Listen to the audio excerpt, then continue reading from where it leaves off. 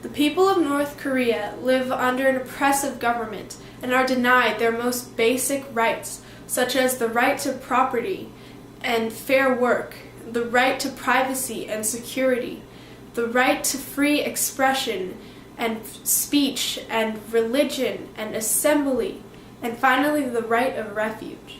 A woman named Saiwon from North Korea tells of how she escaped when she was young. For years, she had worked quietly, apart from her government-assigned job, assisting people in escaping across the border. Then, hoping to earn more money for her family and see the world, she fled to China.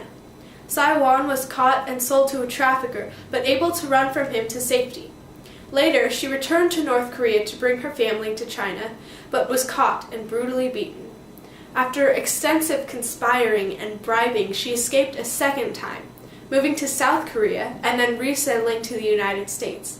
In the United States, Saiwon says she wants to work for a nonprofit to bring awareness to people inside North Korea about the outside world that awaits them.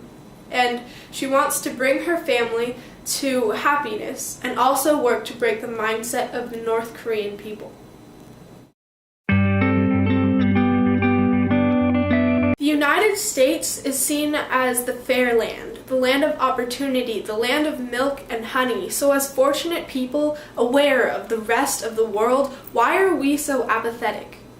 Everyone can help, even in the smallest degrees, like spreading awareness about the true struggles around the world, or donating a dime a day to a trustworthy organization to change the world for the better.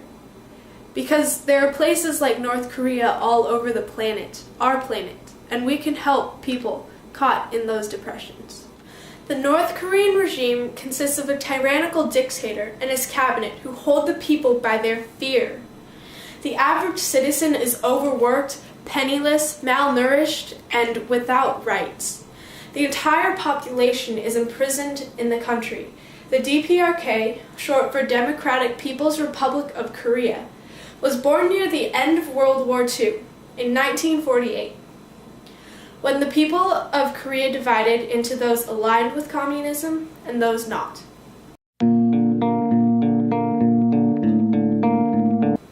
The Korean War resulted, and DPRK separated itself from South Korea.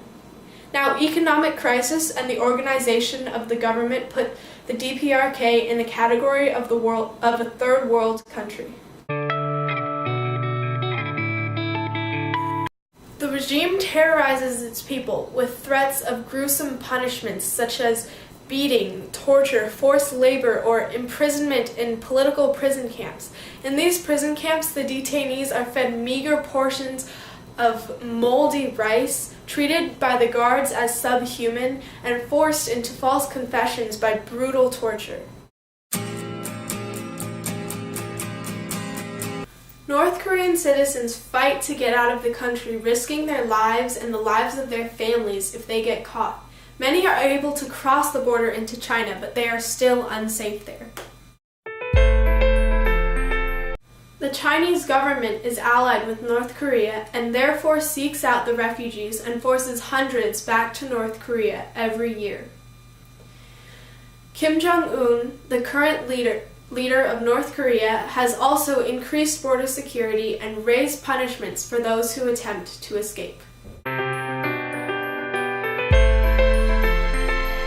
Where we live, law protects refugees. One of the rights in the Universal Declaration of Human Rights is that everyone has a right to leave any country, including his own, and return to his country. Everyone has the right to seek and enjoy in other countries asylum from persecution. However, China and North Korea continuously infringe upon these freedoms because the only focus of the dictator of North Korea is to hold full power over his people by using propaganda and by taking their rights. Permanent, obvious, reliable solutions are few, and based on the current situation in North Korea, expanding this right in the future will take time and much effort. Countries and organizations will need to form coalitions, and work together to assist the regime in creating policies that protect this right of refuge and the North Korean people. The bordering countries should unite and urge the government into doing this. They would then take further steps, depending on if North Korea agrees to protect the right for its people, or if DPRK ignores the exhortation. If they agree, the alliance should step in to assist the regime in reforming the laws written by the government. More likely, if North Korea does not agree, the coalition of supporting countries should intervene with the government. This will be difficult because the North Korean government is unpredictable and prone to war. Finally, China and South Korea should be encouraged to help the refugees and protect them from the North Korean government. Thus far, DPRK has ignored UN's urging, and these actions will keep being unsuccessful unless more organizations and countries unite and speak with the regime more personally and purposefully. Each individual can help this cause by spreading awareness or donating money to nonprofits who assist refugees in finding safety, a home, and a job in the free country.